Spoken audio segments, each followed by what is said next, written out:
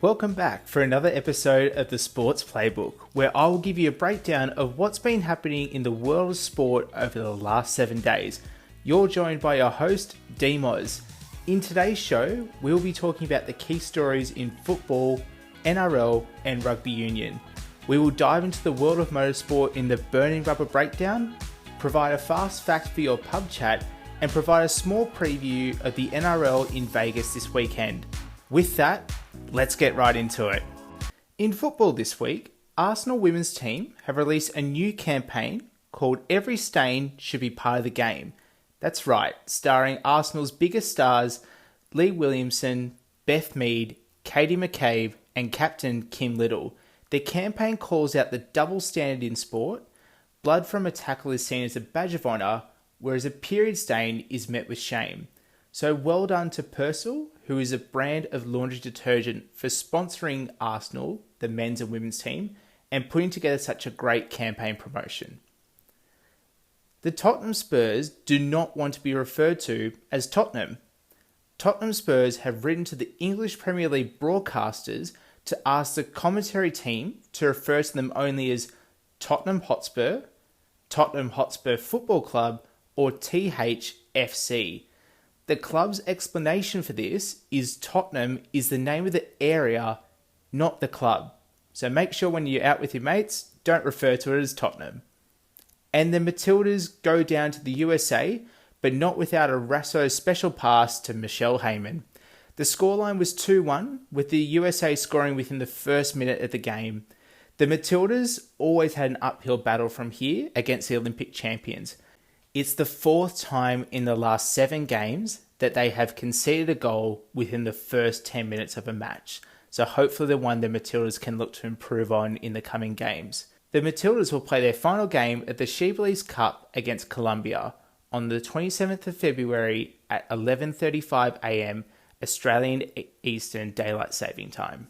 In Rugby Union, the Australian Women's Sevens side claims bronze in Vancouver. They took third place in the tournament, beating Japan 26-12, after going down to New Zealand in the semi-final. The next tournament for the men's and the women's is in Hong Kong from the 28th to the 30th of March. Last time out in Hong Kong, Ruby Nicholas and Bridget Clark made their debuts for the side, and the women's side won a bronze in a thrilling comeback against France. In the NRL this week, the Bulldogs and the Dragons have both put their names forward to kick off Vegas in 2026. Yes, that's right, we're talking about 2026 for Vegas. Both these clubs would bring a strong supportive base over to the United States, and both clubs will kick off their respective campaigns against each other in 2025 at Kogarah Jubilee Stadium.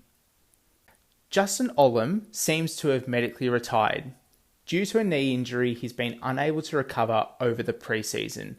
For the West Tigers management, they will have to prove that this injury is a one-off in order for them to receive a salary cap compensation in going to the NRL. For Justin, he's played over 117 games over his career for the Storm and the West Tigers respectively. Justin is only 31 years of age, and I hope for his sake he is doing okay during this difficult time for him and his family. The Dragons win the Charity Shield matchup against Souths in Mudgee. The Dragons have come away with a convincing 46-26 victory over South Sydney, which is sure to provide them with much confidence heading into round 1 against the Bulldogs.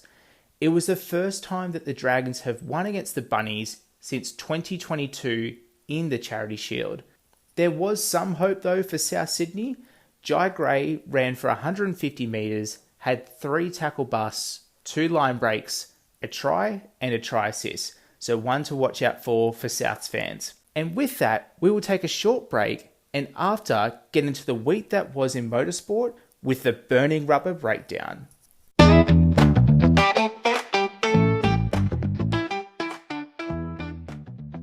This week in the Burning Rubber Breakdown, we will focus on Cameron Waters in the Supercars, Carlos Sainz and Lewis Hamilton. Let's get into it. In Supercars, Cameron Waters has clean swept the opening weekend. In the opening round of the season, Cameron Waters in the number 6 Monster Mustang was dominant. He qualified his car on pole in every single race and was first in the shootout. In the second race, he was involved in an incident with Brock Feeney in the Red Bull car with about 5 laps to go. Brock got spun and Cam had to redress, which he did successfully. On the final corner of the final lap, Cam made contact with the rear of Brock's car and was able to side draft to beat Brock in the Red Bull to the line by the barest of margins, which was 0.036 seconds. A little insight for you, after the round they do a ride day for all their corporate sponsors. For the Waters Mustang, it actually had an engine failure on that Monday, so luckily for the team that did not happen during his dominant weekend. The next race for Supercars will be at the Australian Grand Prix in mid-March. In Formula 1, Carlos Sainz has become a director of the F1 Drivers Association with George Russell. Carlos Sainz has joined the Grand Prix Drivers Association, where he was voted in by his F1 peers. He replaces Sebastian Vettel in this role. Interestingly though, this group is not formally recognised by Formula 1 and it carries no official influence. However, it has played a major part in safety reforms in the sport, including the introduction of the halo that sits above the driver's head that has no doubt saved multiple lives, such as Lewis Hamilton and Charles Leclerc. Lewis Hamilton has become a Lululemon ambassador. Lewis Hamilton has become the brand new ambassador for Lululemon. Since 2018, Hamilton has been the global ambassador for Tommy Hilfiger, which will be a big move for the Hilfiger brand, considering that Lewis had his own label within Tommy Hilfiger. Lululemon will also partner with Lewis's charity called Mission 44 to incorporate better features for young people through education, employment and empowerment. A great partnership for Lewis Hamilton and Lululemon. With that, that is the wrap on the Burning Rubber Breakdown. Let's get into the fast fact for a pub chat. Yes, that's right, ladies and gentlemen. It is time for a fast fact for a pub chat. Now, did you know that the Melbourne Storm have won 22 consecutive Round 1 games in the NRL? They will go on to face the Parramatta Eels in Melbourne to try extend this record to 23 wins. No doubt a dominant record with Craig Bellamy. So good luck to the Melbourne Storm and trying to extend that to 23 wins. That is your fast fact for your pub chat. With NRL in Vegas this weekend, let's get into a quick preview of some of the matchups. For the Panthers against the Storm, the Panthers will unfortunately be without Brian To'o this weekend due to a hamstring complaint. No doubt a big blow for the Panthers, considering he averages about 150 metres every single game and something that the Panthers definitely rely upon year on year. Jack Cole has taken that number 6 jersey for the Panthers in front of Blaze Talungi, so well done to Jack Cole. He'll be partnering with Nathan Cleary in the halves. For the Sharks, Braden Trindle and Nico Hines will be key to that team, but they had the huge inclusion of Adam Fanua-Blake over the off-season to bolster their forward pack. Sione Katoa will also be out for an extended period of time due to a shoulder injury.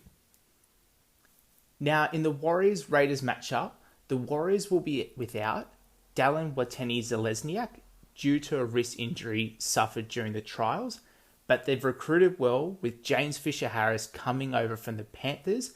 He'll be pairing with Mitch Barnett as his partner in crime in the forward pack. For the Raiders, Corey Horsburgh has fought back to become the starting prop, with Josh Papali'i moving back to the bench. Ethan Strange and Jamal Fogarty will be the focus for the halves pairing, and they really need to get things going for the Raiders in season 2025. For the Gillaroos, quickly highlighting that Olivia Koenig has come back into the side after being left out, post her being named Dally M Player of the Year. So great to see Olivia back where she rightfully belongs. Ali Brigginshaw and Kezi Apps will captain the side. They also had that strong centre pairing of Isabel Kelly, Tiani Petitani, and they'll also have Tamika Upton at the back. The Jillaroos look rock solid, and hopefully they can beat England. And with that, the final whistle has blown on today's episode. Thanks for tuning in. We will catch you on the next play.